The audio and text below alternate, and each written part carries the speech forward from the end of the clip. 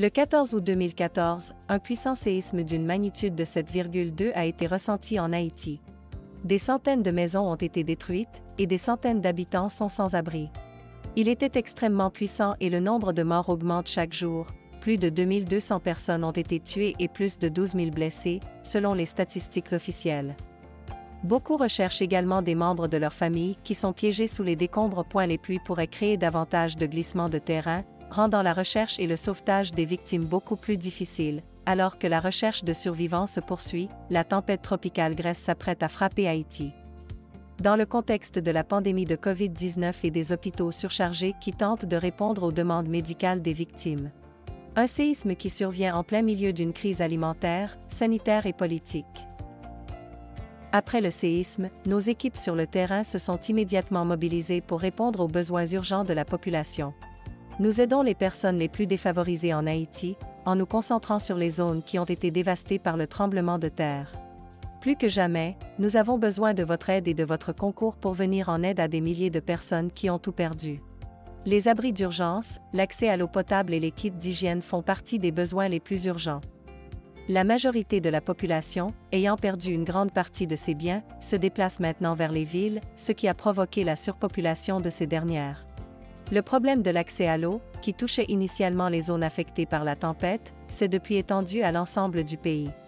Le pays est souvent confronté à sa nature imprévisible, comme en témoigne la colère de l'ouragan Matthew en octobre 2016, alors que le pays commençait à peine à se remettre des catastrophes naturelles qui l'avaient précédemment frappé en 2012.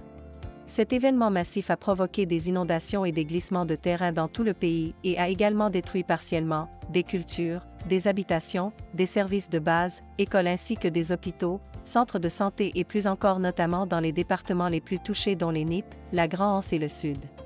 Les établissements de santé publique souffrent d'une pénurie de ressources humaines et matérielles.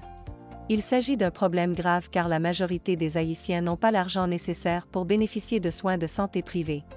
Un autre problème récurrent est lié aux maladies telles que le choléra, puisque de nombreux cas de choléra ont été identifiés après la destruction de l'ouragan Matthew. Des personnes vivent sous le seuil de pauvreté en Haïti de Haïti, soit un habitant sur deux. La pauvreté qui touche Haïti est un problème qui existe depuis longtemps et qui a été exacerbé au fil du temps par la politique dominante et les épidémies telles que le COVID-19. Haïti fait partie des 20 pays les moins développés du monde. Haïti est actuellement le pays le plus démuni des Amériques, un pourcentage élevé de la population haïtienne se trouvant sous le seuil de pauvreté.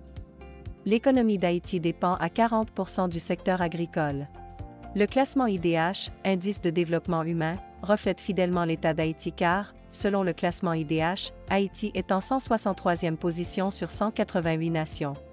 Un domaine de travail à l'échelle mondiale qui est très sensible aux conditions climatiques, comme en témoignent les récentes catastrophes naturelles Sandy en 2012 et l'ouragan Matthew en 2016, qui ont impacté le pays. À côté de cette vulnérabilité agricole, d'autres problèmes dont souffre Haïti, pauvreté et corruption nous permettent de mieux reconnaître les principaux défis à la croissance économique du pays. L'aide des pays étrangers ou le soutien budgétaire direct représente 20% du budget d'Haïti. À l'heure actuelle, et depuis un certain nombre d'années, Haïti a dû dépendre de l'aide d'autres nations, notamment des États-Unis et des pays européens, pour assurer sa stabilité financière. Si vous souhaitez soutenir notre organisation, je vous invite à visiter notre site en cliquant sur le lien. Merci d'avance, nous vous sommes très reconnaissants.